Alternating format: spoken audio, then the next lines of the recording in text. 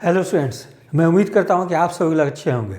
बिहार कर्मचारी चयन आयोग के द्वारा प्रखंड सांख्यिकी पदाधिकारी यानी ब्लॉक स्टैटिस्टिकल ऑफिसर की विज्ञापन जो है 15 फरवरी 2025 के पूर्व आ जाने की संभावना है। और इसमें कुल पदों की संख्या कितनी रह सकती है वो मैं आपको बताने जा रहा हूँ। तो इसमें कुल पदों की संख्या जो है वो 650 रहने की संभावना है। तो ये एक बहुत बड़ी वैकेंसी है, ठीक है। तो चूँकि सीटों की संख्या काफ़ी ज़्यादा है, अतः इस पोस्ट के लिए जो लोग भी एलिजिबल होंगे उन लोगों के लिए ये एक महत्वपूर्ण अवसर होगी। अब मैं बता दूं इसमें एज क्या रहेगी। तो 18 से 37 वर्ष जनरल कैटेगरी की 21 से 37 वर्ष जनरल कैटेगरी की एज होती है। फिर ओबीसी को 3 साल की एज रिलैक्सेशन मिलती है, ठीक है। जबकि SC ST को 5 साल की एज रिलैक्सेशन मिलती है। इसलिए ओबीसी कैटेगरी के स्टूडेंट 40 वर्ष तक और SC ST के कैंडिडेट जो है 42 वर्ष तक फॉर्म को आवेदन कर सकते हैं। जबकि महिलाओं के लिए 40 वर्ष जनरल और ओबीसी की महिलाओं के लिए निर्धारित होती है, ठीक है। और एक चीज़ बता दूं कि ये वैकेंसी जो है काफ़ी वर्ष के बाद आ रही है। 2008-9 में भी प्रखंड सांख्यिकी पदाधिकारी की पद आई थी, ठीक है। तो ये लगभग 2008-9 के बाद जो है कि अब वैकेंसी 2024 में आ रही है। तो उम्मीद की जानी चाहिए कि इसमें एज रिलैक्सेशन स्टूडेंट को निश्चित रूप से मिलेगी, ठीक है। अब मैं बात कर लूँ आपसे कि इसकी क्वालिफिकेशन क्या रहेगी। तो क्वालिफिकेशन वही रहेगी कि जो स्टूडेंट जो है ग्रेजुएट होंगे,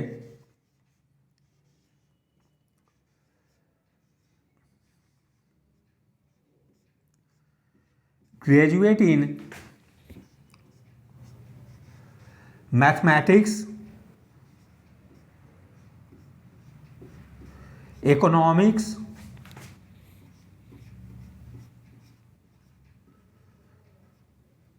ठीक है, इकोनॉमिक्स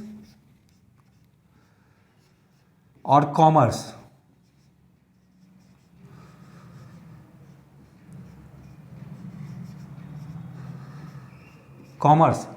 यानी कि मैथ्स, इकोनॉमिक्स और कॉमर्स में जो भी स्टूडेंट ग्रेजुएट होंगे वे लोग जो है कि इस विज्ञापन के लिए एलिजिबल होंगे, ठीक है। और एक चीज़ मैं और आपको क्लियर कर दूं कि ये आपकी मैथ्स, इकोनॉमिक्स, कॉमर्स जो है वो आपकी ऑनर्स पेपर होनी चाहिए। अगर आपकी सब्सिडरी पेपर रहेगी मैथ्स, इकोनॉमिक्स और कॉमर्स तो आप एलिजिबल नहीं होंगे, ठीक है। तो इस चीज़ को आप बिल्कुल ध्यान में रखेंगे जब फॉर्म भरते समय कि जो लोग ऑनर्स होंगे मैथ्स, इकोनॉमिक्स, कॉमर्स में वही इस पोस्ट के लिए एलिजिबल होंगे, सब्सिडी पेपर वाले एलिजिबल नहीं होंगे, ठीक है। अब बता दूं कि इसमें सिलेबस जैसे क्या रहने की संभावना है। तो एक तो 100 नंबर, इसके पहले जो 2008-9 में विज्ञापन आई थी उसमें 100 नंबर GS जो थी 100 मार्क्स की थी, ठीक है। GS 100 मार्क्स की थी।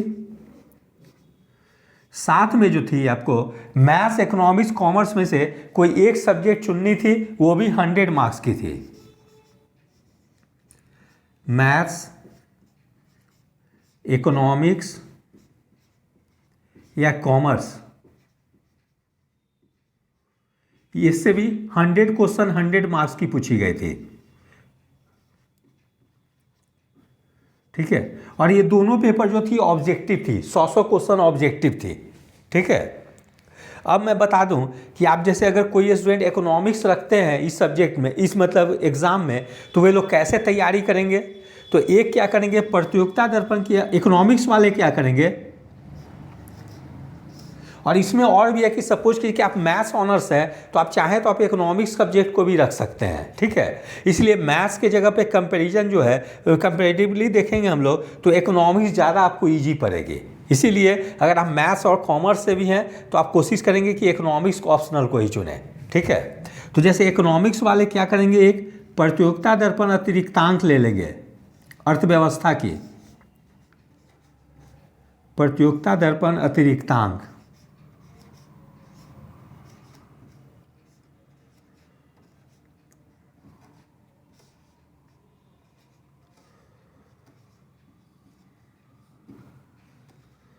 एक प्रतियोगिता दर्पण अतिरिक्तांक ले लेंगे, भारतीय अर्थव्यवस्था करके जो आती है वो। उसके अलावा क्या करेंगे, यूथ कंपटीशन टाइम्स की आती है, youth competition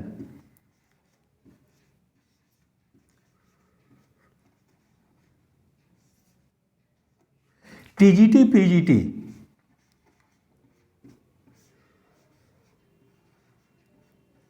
youth competition times की टीजीटी पीजीटी की प्रीवियस ईयर क्वेश्चन बैंक आती है, ये दोनों को ले लेंगे। तो मैं समझता हूँ कि यदि आप ये दोनों को अच्छे तरीके से स्टडी कर लेते हैं तो मैं समझता हूँ कि आपको फिर कोई दिक्कत नहीं होगी, इकोनॉमिक्स में आप काफ़ी बेहतर कर पाएंगे। उसके अलावा जो है कि एक मंथली मैगजीन भी कोई भी पढ़ लेंगे, चाहे प्रतियोगिता दर्पण हो या सिविल सर्विस क्रॉनिकल हो, ठीक है, वो कर लेंगे इकोनॉमिक्स के लिए। फिर मैथ्स के लिए भी आप लोग क्या करेंगे कि यूथ कंपटीशन टाइम्स की जो आती है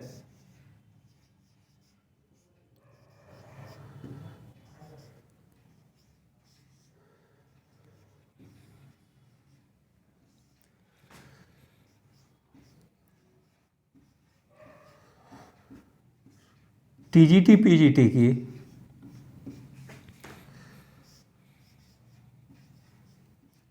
प्रीवियस ईयर क्वेश्चन बैंक ये देख लेंगे। लेकिन मैथ सब्जेक्ट रखेंगे तो आपके लिए थोड़ी सी ज़्यादा टफ हो जाएगी, ठीक है, लेकिन तब भी आप इसको अच्छे से कर लेंगे।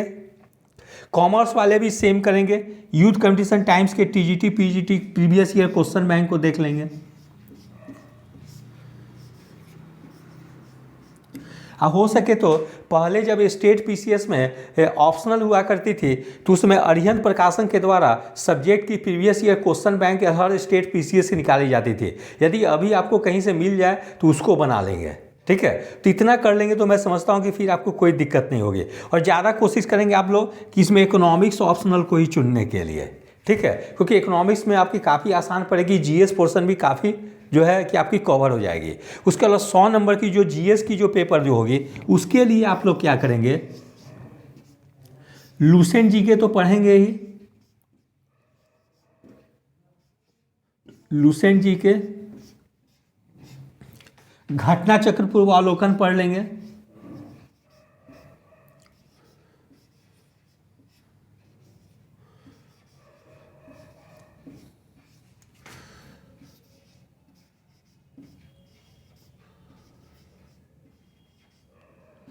घटना चक्र पूर्वावलोकन सभी विषय का ले लेंगे, चाहे हिस्ट्री हो, पॉलिटी हो, ज्योग्राफी हो, साइंस को।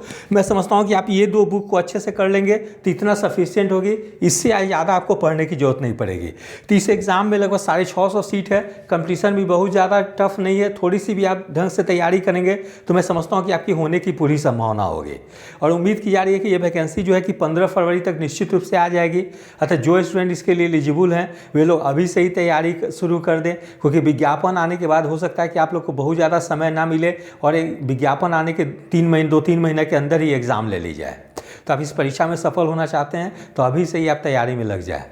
तो यदि आप सभी लोग को मेरा चैनल अच्छा लगा हो इसे लाइक और सब्सक्राइब करें। धन्यवाद, टेक केयर।